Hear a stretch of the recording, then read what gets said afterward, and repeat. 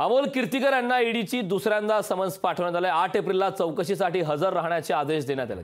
अमोल कीर्तिकरांना कथित खिचडी घोटाळा प्रकरणी समन्स बजावण्यात आला आहे। अमोल कीर्तिकर शिवसेना उद्धव बाळासाहेब ठाकरे पक्षाचे नेते आहेत। ऐन लोकसभा निवडणुकीत अमोल कीर्तिकरांच्या अडचणी या वाढलेल्या आहेत। दरम्यान संजय निरुपम यांनी अमोल कीर्तिकर यांच्यावर ट्विट करत जोरदार हल्लाबोल केलाय। नेमकं ट्विट काय पाहूयात। ईडीचं दुसरं समन्स।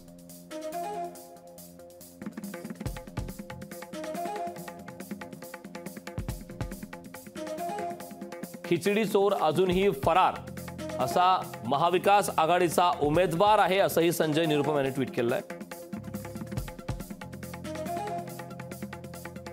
नम्र प्रश्न, तुरुंगातून प्रचार करणार का असाही सवाल त्यांनी या ट्विटच्या माध्यमातून उपस्थित केलाय।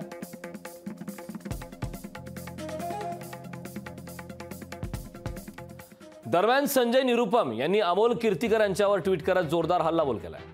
नक्कीच उद्धव साहेबांनी जो माझ्यावरती विश्वास दाखवला या उत्तर पश्चिम लोकसभा मतदारसंघाअंतर्गत तिकीट देऊन, त्याच्याबद्दल मी त्यांच्या या चॅनलच्याद्वारे आभार व्यक्त करतो।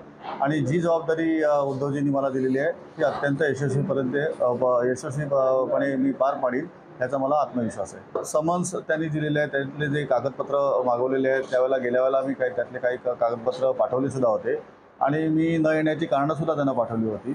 त्याच्यानंतर त्यांनी नक्कीच दुसऱ्यांदा मला बोलवलेलं आहे। मी काही त्याच्यामध्ये टाळत नाही आहे, परंतु माझी जी दुसरी पण जबाबदारी जी आहे, जी पक्षाने दिलेली आहे त्याला मी प्रथमतः दिलेली आहे आणि त्या दृष्टीने मी त्यांच्यापर्यंत पोहोचणार आहे। लोकशाही मराठी ऐका, पहा, जागरूक रहा।